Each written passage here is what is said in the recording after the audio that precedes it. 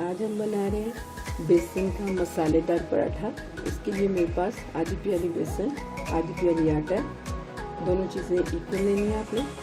Spices में ये मेरे पास लाल मिर्च का पाउडर हाफ टी स्पून से कम है, नमक टू टेस्ट, जीरा पाउडर हाफ टी स्पून, धनिया powder half tea spoon, half tea spoon में मेरे पास ये सूखी मेथी है, कसूरी मेथी हाफ टी स्पून, कुटी हुई मिर्च, 2 पीस मेरे पास अजवाइन के, 2 ग्रीन सब्ज़ मिर्चें मैंने काटी, धनिया बारीक कटा है और आधी प्याज छोटी बारीक कटी हुई।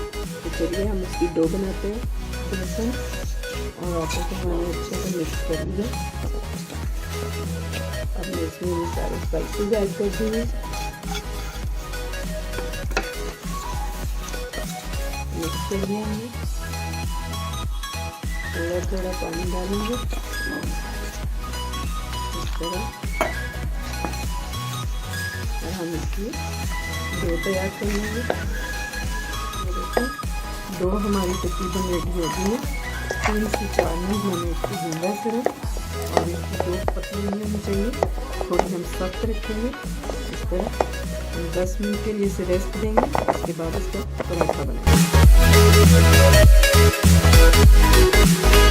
पराठा रेडी करते हैं। पेड़ा नहीं है इसका,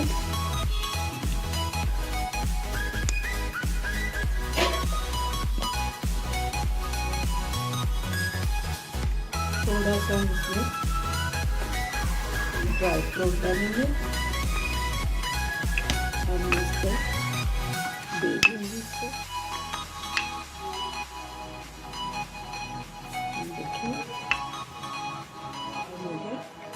थोड़ा सा मैंने ऑयल डाला है। अब हम इस पर पराठा डाल देंगे।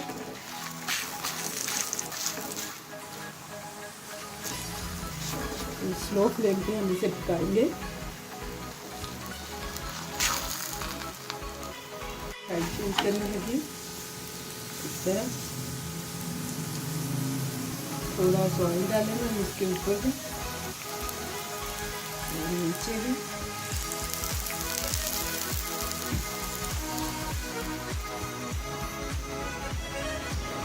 फ्लेम को आपने मीडियम से स्लो ही रखना।